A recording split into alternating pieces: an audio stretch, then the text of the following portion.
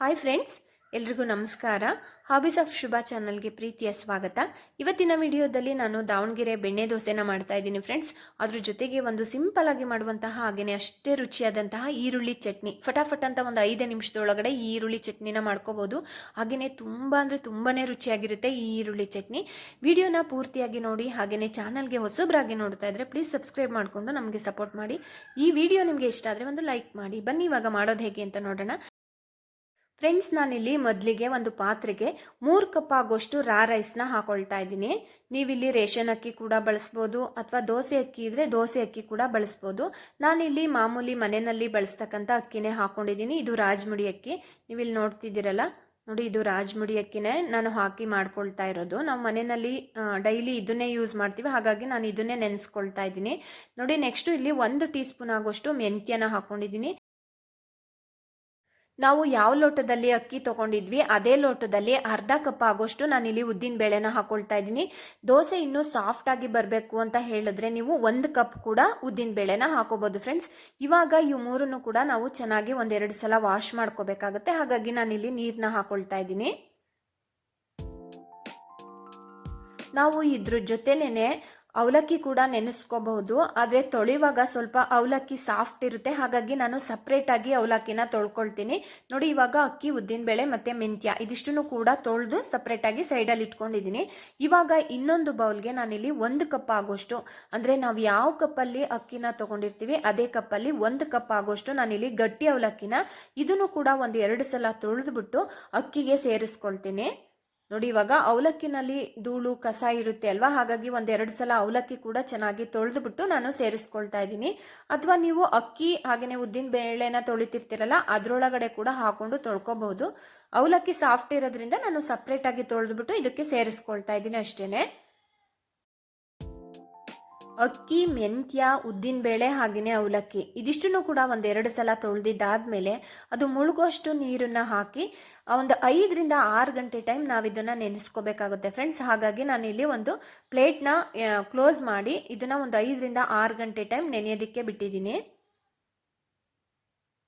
ನೋಡಿ, ಇವಾಗ 5-6 ಗಂಟೆ ಟೈಮ್ ಇದು ಚೆನ್ನಾಗಿ ನೆಂದಿದೆ. ಇವಾಗ ನೋಡ್ತಿರ್ಬೋದು ಅವಲಕ್ಕಿ ಹಾಗೇನೆ ಅಕ್ಕಿ ಎಲ್ಲ ಎಷ್ಟು ಚೆನ್ನಾಗಿ ನೆಂದಿದೆ ಅಂತ.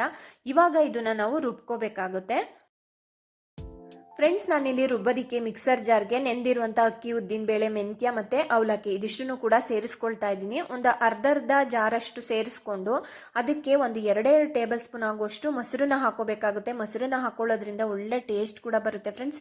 ಜೊತೆಗೆ 1 ಟೀ ಸ್ಪೂನ್ ಆಗುವಷ್ಟು ನಾನಿಲ್ಲಿ ಸಕ್ಕರೆನ ಹಾಕೊಳ್ತಾ ಇದ್ದೀನಿ. ಸಕ್ಕರೆ ಹಾಕೋದ್ರಿಂದ ದೋಸೆಯ ಕಲರ್ ಕೂಡ ಚೆನ್ನಾಗಿ ಬರುತ್ತೆ. ಹಾಗಾಗಿ ನೋಡಿ, ಇವಾಗ ಸ್ವಲ್ಪ ನೀರನ್ನ ಹಾಕೊಂಡು ನಾವು ಇದನ್ನ ದೋಸೆ ಹಿಟ್ಟಿನ ಹದಕ್ಕೆ ರುಬ್ಕೋಬೇಕಾಗುತ್ತೆ. ಆದಷ್ಟು ಕೂಡ ಸಣ್ಣಗೆ ನೈಸಾಗಿ ನಾವು ರುಬ್ಕೋಬೇಕಾಗುತ್ತೆ ಫ್ರೆಂಡ್ಸ್. ನೋಡಿ, ಇವಾಗ ರುಬ್ಕೊಂಡಿದ್ದಾಗಿದೆ, ನೋಡ್ತಿದ್ದೀರಲ್ಲ, ಇಷ್ಟು ನೈಸಾಗಿ ನಾವು ರುಬ್ಕೋಬೇಕಾಗುತ್ತೆ. ಆದಷ್ಟು ಕೂಡ ನೀವು ರುಬ್ಬುವಾಗ ಗಟ್ಟಿಯಾಗೇನೆ ರುಬ್ಕೊಳ್ಳಿ, ದೋಸೆ ಹಿಟ್ಟಿನ ಹದಕ್ಕೆ ತೆಳುವಾಗಿ ರುಬ್ಕೊಳ್ಳಿಕ್ಕೆ ಹೋಗ್ಬೇಡಿ. ನೋಡಿ, ಇವಾಗ ರುಬ್ಬಿರುವಂಥ ಈ ಮಿಶ್ರಣನ ನಾನಿಲ್ಲಿ ಪಾತ್ರೆಗೆ ಸೇರಿಸ್ಕೊಳ್ತಾ ಇದ್ದೀನಿ. ಟೋಟಲ್ ಆಗಿ ನಾನು 3 ಕಪ್ ಆಗೋಷ್ಟು ಅಕ್ಕಿ ತಗೊಂಡಿದ್ದೆ ಅಲ್ವಾ, ಹಾಗಾಗಿ 3 ಬ್ಯಾಚಲ್ಲಿ ನಾನು ರುಬ್ಕೊಂಡಿದ್ದೀನಿ. ನೋಡಿ, ಇವಾಗ ಪೂರ್ತಿಯಾಗಿ ಎಲ್ಲವನ್ನು ಕೂಡ ರುಬ್ಬಿದಾಗಿದೆ. ರುಬ್ಬಿದಾದ್ಮೇಲೆ ಒಂದ್ಸಲ ಇದನ್ನ ನಾನು ಚೆನ್ನಾಗಿ ಸೌಟಿಂದ ಮಿಕ್ಸ್ ಮಾಡ್ಕೊಳ್ತಾ ಇದ್ದೀನಿ. ಈ ಟೈಮಲ್ಲೇ ನೀವು ಉಪ್ಪು ಕೂಡ ಹಾಕಿ ಇಟ್ಕೋಬಹುದು, ಅಥವಾ ಬೆಳಗ್ಗೆ ದೋಸೆ ಹಾಕುವಾಗ ಕೂಡ ನೀವು ಉಪ್ಪನ್ನ ಹಾಕೊಂಡು ದೋಸೆನ ಹಾಕೋಬಹುದು. ನೋಡಿ, ಇವಾಗ ಪೂರ್ತಿಯಾಗಿ ಎಲ್ಲವನ್ನು ಕೂಡ ಮಿಕ್ಸ್ ಮಾಡಿದಾದ್ಮೇಲೆ ಇದನ್ನ ಓವರ್ ನೈಟ್ ನಾನು ಫರ್ಮೆಂಟ್ ಆಗೋದಕ್ಕೆ ಬಿಟ್ಟಿದ್ದೀನಿ. ನೆಕ್ಸ್ಟ್ ಈ ಕಡೆ ಬೆಳಗ್ಗೆ ನಾನಿಲ್ಲಿ ಈರುಳ್ಳಿ ಚಟ್ನಿಗೆ ರೆಡಿ ಮಾಡ್ಕೊಳ್ತಾ ಇದ್ದೀನಿ. ಬಾಣಲಿಗೆ ನಾನಿಲ್ಲಿ ಒಂದು 2 ಟೇಬಲ್ ಸ್ಪೂನ್ ಆಗುವಷ್ಟು ಎಣ್ಣೆ ಹಾಕೊಂಡಿದ್ದೀನಿ. ಎಣ್ಣೆ ಬಿಸಿ ಆದಮೇಲೆ ಒಂದು 3-4 ಮೀಡಿಯಂ ಗಾತ್ರದ ಈರುಳ್ಳಿನ ಈ ಥರ ಸಣ್ಣದಾಗಿ ಹೆಚ್ಚಿ ಹಾಕೊಳ್ತಾ ಇದ್ದೀನಿ. ಅದ್ರ ಜೊತೆಗೇನೆ 1 ಗಡ್ಡೆ ಆಗುವಷ್ಟು ಬೆಳ್ಳುಳ್ಳಿ ಎಸ್ಲು ಕೂಡ ನಾನಿಲ್ಲಿ ಸೇರಿಸ್ಕೊಂಡಿದ್ದೀನಿ. ಇದಿಷ್ಟು ಹಾಕಿದ್ದಾದ್ಮೇಲೆ ಇದನ್ನ ಒಂದು 2-3 ನಿಮಿಷ ಚೆನ್ನಾಗಿ ಹಸಿ ವಾಸನೆ ಎಲ್ಲ ಹೋಗಬೇಕು. ಹಾಗೆಯೇ ಈರುಳ್ಳಿಯ ಕಲರ್ ಕೂಡ ಚೇಂಜ್ ಆಗಬೇಕು, ಅಲ್ಲಿವರೆಗೆ ನಾವು ಇದನ್ನ ಫ್ರೈ ಮಾಡ್ಕೋಬೇಕಾಗುತ್ತೆ. ನೋಡ್ತಿದ್ದೀರಲ್ಲ, ಈ ಒಂದು ಹದಕ್ಕೆ ನಾವು ಫ್ರೈ ಮಾಡ್ಕೋಬೇಕಾಗುತ್ತೆ. ಈರುಳ್ಳಿನಲ್ಲಿ ಸ್ವಲ್ಪ ಕೂಡ ಹಸಿ ವಾಸನೆ ಇರಬಾರ್ದು. ಹಸಿ ವಾಸನೆ ಇದ್ರೆ ಸ್ವಲ್ಪ ಕೂಡ ಚೆನ್ನಾಗಿ ಬರಲ್ಲ ಈರುಳ್ಳಿ ಚಟ್ನಿ. ನೋಡಿ, ಈ ಥರ ಫ್ರೈ ಮಾಡಿದ್ದೆಲ್ಲ ಆದಮೇಲೆ ಇದಕ್ಕೆ 1.5 ಟೇಬಲ್ ಸ್ಪೂನ್ ಆಗುವಷ್ಟು ನಾನಿಲ್ಲಿ ರೆಡ್ ಚಿಲ್ಲಿ ಪೌಡರ್ನ ಸೇರಿಸ್ಕೊಳ್ತಾ ಇದ್ದೀನಿ. ಖಾರಕ್ಕೆ ನೀವು ಒಣಮೆಣಸಿನ್ಕಾಯಿ ಕೂಡ ಸೇರಿಸ್ಕೋಬೋದು ಈ ಟೈಮಲ್ಲಿ. ರೆಡ್ ಚಿಲ್ಲಿ ಪೌಡರ್ ಕೂಡ ಹಾಕಿದ್ದಾದ್ಮೇಲೆ ಒಂದ್ಸಲ ಚೆನ್ನಾಗಿ ಇದನ್ನ ಲೋ ಫ್ಲೇಮಲ್ಲಿ ಇಟ್ಕೊಂಡು ಇದನ್ನ ಮಿಕ್ಸ್ ಮಾಡ್ಕೊಳ್ಳೋಣ. ಒಂದು 2 ಸೆಕೆಂಡು ಮಿಕ್ಸ್ ಮಾಡ್ಕೊಂಡ್ರೆ ಸಾಕಾಗುತ್ತೆ. ನೋಡಿ, ಇವಾಗ ಇದಕ್ಕೆ ಒಂದು ನೆಲ್ಲಿಕಾಯಿ ಗಾತ್ರದಷ್ಟು ಹುಣಸೆಹಣ್ಣನ್ನು ಹಾಕೊಳ್ತಾ ಇದ್ದೀನಿ. ಹಾಗೆಯೇ ಬೆಲ್ಲ ಹಾಕೊಳ್ತಾ ಇದ್ದೀನಿ. 1 ಟೀ ಸ್ಪೂನ್ ಆಗೋಷ್ಟು ಬೆಲ್ಲದ ಪುಡಿನ ನಾನಿಲ್ಲಿ ಸೇರಿಸ್ಕೊಳ್ತಾ ಇದ್ದೀನಿ. ಈರುಳ್ಳಿ ಚಟ್ನಿಗೆ ಬೆಲ್ಲನ ಹಾಕೋದ್ರಿಂದ ಒಳ್ಳೆ ಟೇಸ್ಟ್ ಕೊಡುತ್ತೆ ಫ್ರೆಂಡ್ಸ್. ಉಪ್ಪು, ಹುಳಿ, ಖಾರ, ಸಿಹಿ 4 ಕೂಡ ಈಕ್ವೆಲ್ ಆಗೋದ್ರಿಂದ ತುಂಬಾ ಅಂದರೆ ತುಂಬಾನೇ ರುಚಿಯಾಗಿರುತ್ತೆ ಈ ಒಂದು ಈರುಳ್ಳಿ ಚಟ್ನಿ. ನೋಡಿ, ಇವಾಗ ಇದೆಲ್ಲವನ್ನು ಕೂಡ ಒಂದೇ 1 ನಿಮಿಷ ಇದನ್ನ ಮಿಕ್ಸ್ ಮಾಡಿಕೊಂಡು ಇದು ಪೂರ್ತಿಯಾಗಿ ತಣ್ಣಗಾದ್ಮೇಲೆ ನಾನು ಇಲ್ಲಿ ಮಿಕ್ಸರ್ ಜಾರ್ಗೆ ಹಾಕೊಳ್ತಾ ಇದ್ದೀನಿ. ನೋಡಿ, ಇಲ್ಲಿ ಮಿಕ್ಸರ್ ಜಾರ್ಗೆ ಹಾಕಿದಾದ್ಮೇಲೆ ಸ್ವಲ್ಪ ಉಪ್ಪು ಸೇರಿಸ್ಕೊಳ್ಳೋಣ. ಮೊದಲೇ ಹುರಿವಾಗ್ಲೂ ಕೂಡ ನಾನು ಸ್ವಲ್ಪ ಉಪ್ಪನ್ನು ಸೇರಿಸ್ಕೊಂಡಿದ್ದೆ. ಹಾಗಾಗಿ 1/4 ಟೀ ಸ್ಪೂನ್ ಆಗೋಷ್ಟು ಉಪ್ಪನ್ನ ಹಾಕೊಂಡು ಇದನ್ನ ನೀರು ಹಾಕಬಾರ್ದು, ಹಾಗೇನೆ ರುಬ್ಕೋಬೇಕಾಗುತ್ತೆ. ನೋಡಿ, ಈ ತರ ನುಣ್ಣಗೆ ನಾವು ರುಬ್ಕೋಬೇಕಾಗುತ್ತೆ. ನೋಡಿ, ತುಂಬಾನೇ ಚೆನ್ನಾಗಿ ನುಣ್ಣಗೆ ಇದು ರುಬ್ಬಿದಾಗಿದೆ. ಇವಾಗ ಇದಕ್ಕೆ ಸ್ವಲ್ಪ ಒಗ್ಗರಣೆನ ಹಾಕೋಬೇಕಾಗುತ್ತೆ. ಒಗ್ಗರಣೆಗೆ ಇಲ್ಲಿ 1 ಟೇಬಲ್ ಸ್ಪೂನ್ ಆಗುವಷ್ಟು ಎಣ್ಣೆ ಹಾಕೊಂಡು ಅದಕ್ಕೆ ಸ್ವಲ್ಪ ಸಾಸಿವೆನ ಹಾಕೊಳ್ತಾ ಇದ್ದೀನಿ. 1/4 ಟೀ ಸ್ಪೂನ್ ಆಗುವಷ್ಟು ಸಾಸಿವೆ ಸ್ವಲ್ಪ ಸಿಡಿದ್ಮೇಲೆ ಇದಕ್ಕೆ ನಾನು ಒಣಮೆಣಸಿನಕಾಯಿ, ಕರಿಬೇವು ಸೊಪ್ಪು, ಉದ್ದಿನಬೇಳೆ, ಕಡಲೆಬೇಳೆ ಯಾವುದನ್ನು ಕೂಡ ನೀವು ಇಲ್ಲಿ ಹಾಕೋಬಹುದು. ನೋಡಿ, ಇವಾಗ ಸಾಸಿವೆ ಸಿಡಿದಿದೆ. ಇವಾಗ ಇದಕ್ಕೆ ನಾನು ಉದ್ದಿನಬೇಳೆ ಹಾಕೊಂಡಿದ್ದೀನಿ. 1/4 ಟೀ ಸ್ಪೂನ್ ಆಗುವಷ್ಟು ಉದ್ದಿನಬೇಳೆ, ಹಾಗೆಯೇ ಸ್ವಲ್ಪ ಫ್ರೆಶ್ ಆಗಿರುವಂಥ ಕರಿಬೇವು ಸೊಪ್ಪು, ಜೊತೆಗೆ ಸ್ವಲ್ಪ ಇಂಗನ್ನ ಸೇರಿಸ್ಕೊಳ್ತಾ ಇದ್ದೀನಿ ಫ್ರೆಂಡ್ಸ್. ಇಂಗನ್ನ ಸೇರಿಸ್ಕೊಳ್ಳಿ, ಯಾವುದೇ ಪ್ರಾಬ್ಲಮ್ ಆಗಲ್ಲ. ನಾವು ಏನೇ ತಿಂದ್ರೂ ಕೂಡ ಇಂಗು ಚೆನ್ನಾಗಿ ಜೀರ್ಣ ಕೂಡ ಮಾಡುತ್ತೆ ಅಲ್ವಾ.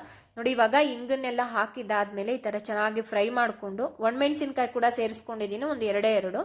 ನೆಕ್ಸ್ಟ್ ನೋಡಿ, ಇಷ್ಟು ಕೂಡ ಆದಮೇಲೆ ಈ ಒಗ್ಗರಣೆನ ತೆಗೆದು ಈರುಳ್ಳಿ ಚಟ್ನಿಗೆ ಹಾಕಿ ನಾನು ಇಲ್ಲಿ ಮಿಕ್ಸ್ ಮಾಡ್ಕೊಳ್ತಾ ಇದ್ದೀನಿ.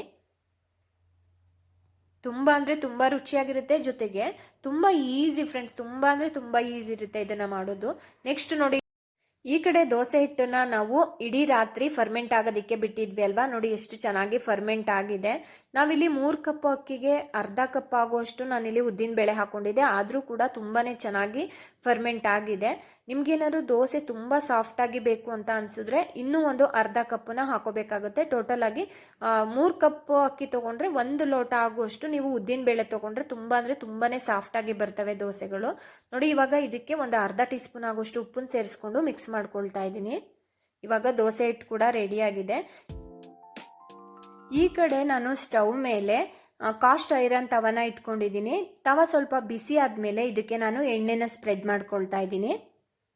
ನೋಡಿ, ಈ ಥರ ಎಣ್ಣೆನ ಸ್ಪ್ರೆಡ್ ಮಾಡಿದಾದ್ಮೇಲೆ ಮೀಡಿಯಂ ಫ್ಲೇಮಲ್ಲಿ ಇಟ್ಕೊಂಡು ನಾವು ಒಂದೇ ಒಂದು ಸೌಟು ದೋಸೆ ಹಿಟ್ಟನ್ನು ತಗೊಂಡು ಈ ಥರ ಸ್ಪ್ರೆಡ್ ಮಾಡ್ಕೋಬೇಕಾಗುತ್ತೆ. ನೀವು ಅಗಲವಾಗಿ ಕೂಡ ಹಾಕೋಬಹುದು, ಅಥವಾ ಸೆಟ್ ದೋಸೆ ಥರ ಕೂಡ ನೀವು ಇದನ್ನು ಹಾಕೋಬಹುದು. ದೋಸೆನ ಹಾಕಿದಾದ್ಮೇಲೆ ಇದ್ರ ಮೇಲೆ ನಾನು ಹಸುವಿನ ಬೆಣ್ಣೆನ ಹಾಕೊಳ್ತಾ ಇದ್ದೀನಿ. ನೀವು ಮಧ್ಯದಲ್ಲಿ ದಪ್ಪ ಗಾತ್ರದಲ್ಲೇ ಬೆಣ್ಣೆ ಹಾಕೊಂಡು ದೋಸೆ ಸುತ್ತನೂ ಕೂಡ ಸ್ಪ್ರೆಡ್ ಮಾಡ್ಕೋಬಹುದು, ಅಥವಾ ಸಣ್ಣದಾಗಿ ಒಂದು 5ರಿಂದ 6 ಕಡೆ ಈ ಥರ ಬೆಣ್ಣೆನ ಹಾಕೊಂಡು ಕೂಡ ದೋಸೆಯ ಸುತ್ತನೂ ಕೂಡ ಬೆಣ್ಣೆನ ಸ್ಪ್ರೆಡ್ ಮಾಡ್ಕೋಬಹುದು. ದೋಸೆಗೆ ಬೆಣ್ಣೆನ ಈ ಥರ ಸ್ಪ್ರೆಡ್ ಮಾಡ್ಕೊಂಡಿದ್ದಾದ್ಮೇಲೆ 2 ಕಡೆನೂ ಕೂಡ ಮಗ್ಚಾಕೊಂಡು ನೀವು ಚೆನ್ನಾಗಿ ಬೇಯಿಸ್ಕೋಬೇಕಾಗುತ್ತೆ. ಬೇಯಿಸ್ಕೊಂಡಷ್ಟು ಕೂಡ ತುಂಬಾನೇ ರುಚಿ ಕೊಡುತ್ತೆ. ನೋಡಿ, ಇವಾಗ ನಾನು ಮಗ್ಚಾಕೊಳ್ತಾ ಇದ್ದೀನಿ. ಕಲರ್ ನೋಡಿ ಎಷ್ಟು ಚೆನ್ನಾಗಿ ಬಂದಿದೆ ಅಂತ. ಒಂದೇ 1 ಸ್ಪೂನ್ ಸಕ್ಕರೆ ಹಾಕೊಂಡ್ರೆ ದೋಸೆ ಕಲರ್ ತುಂಬಾನೇ ಚೆನ್ನಾಗಿ ಬರುತ್ತೆ ಫ್ರೆಂಡ್ಸ್. ನಾನಿಲ್ಲಿ 3 ಕಪ್ಪು ಅಕ್ಕಿಗೆ ಅರ್ಧ ಕಪ್ ಆಗೋಷ್ಟು ಉದ್ದಿನಬೇಳೆ ಹಾಕೊಂಡಿದ್ದೀನಿ, ಆದರೂ ಕೂಡ ಎಷ್ಟು ಸಾಫ್ಟಾಗಿ ಬಂದಿದೆ ದೋಸೆ ಅಂತ ನೀವು ಇಲ್ಲಿ ನೋಡ್ತಿರ್ಬೋದು. ಇದೇ ದೋಸೆನ ನೀವು ನಾನ್ ಸ್ಟಿಕ್ ತವಾ ಮೇಲೆ ಹಾಕೊಂಡ್ರೆ ಫ್ರೆಂಡ್ಸ್ ತುಂಬ ಅಂದರೆ ತುಂಬಾನೇ ಗರಿಯಾಗಿ ಬರುತ್ತೆ. ನಾನಿಲ್ಲಿ ಕಾಸ್ಟ್ ಐರನ್ ತವಾದ ಮೇಲೆ ಹಾಕ್ತಾ ಇರೋದ್ರಿಂದ ಇಷ್ಟು ಸಾಫ್ಟಾಗಿ ಬರ್ತಾ ಇದೆ. ನೋಡಿ, ಇವಾಗ ಸೆಕೆಂಡ್ 2ನೇ ದೋಸೆನೂ ಕೂಡ ಸೇಮ್ ಮೆಥಡಲ್ಲಿ ನಾನು ಮಾಡ್ಕೊಳ್ತಾ ಇದ್ದೀನಿ. ನಿಮಗೆ ದೋಸೆ ಗರಿಯಾಗಿ ಬರಬೇಕು ಅಂತ ಹೇಳಿದ್ರೆ ಇದೇ ಒಂದು ಮೆಥಡನ್ನು ಫಾಲೋ ಮಾಡಿ ಫ್ರೆಂಡ್ಸ್. ಇಲ್ಲ ಇನ್ನೂ ಸ್ವಲ್ಪ ದೋಸೆ ನಮಗೆ ಪ್ಲಫಿಯಾಗಿ ಇರಬೇಕು ಅಂತ ಹೇಳಿದ್ರೆ ನೀವು ಅರ್ಧ ಕಪ್ಪು ನಾನು ಉದ್ದಿನಬೇಳೆ ನೆನೆಸ್ಕೊಂಡಿದ್ನಲ್ಲ, ಅಲ್ಲಿ ನೀವು 1 ಕಪ್ ಆಗೋಷ್ಟು ಉದ್ದಿನಬೇಳೆನ ನೆನೆಸ್ಕೊಂಡ್ರೆ ದೋಸೆ ಇನ್ನೂ ಸ್ವಲ್ಪ ಸಾಫ್ಟಾಗಿ ಪ್ಲಫಿಯಾಗಿ ಬರುತ್ತೆ. ನೋಡಿ, ಇವಾಗ 2ನೇ ದೋಸೆ ಕೂಡ ನಾನಿಲ್ಲಿ ಹಾಕಿ ತೋರಿಸ್ತಾ ಇದ್ದೀನಿ.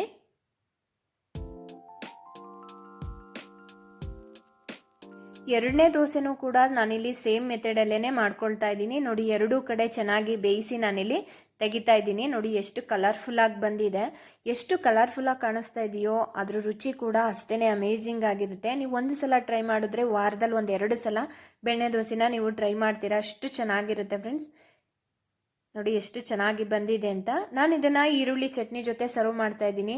ಇದು ಈರುಳ್ಳಿ ಚಟ್ನಿ ಜೊತೆ ಅಷ್ಟೇ ಅಲ್ಲದೆ ತೆಂಗಿನಕಾಯಿ ಚಟ್ನಿ ಜೊತೆ ಕೂಡ ನೀವು ಸರ್ವ್ ಮಾಡ್ಬೋದು, ಅಥವಾ ಯಾವುದೇ ಸಾಗು ಜೊತೆ ಕೂಡ ತಿನ್ನಬಹುದು.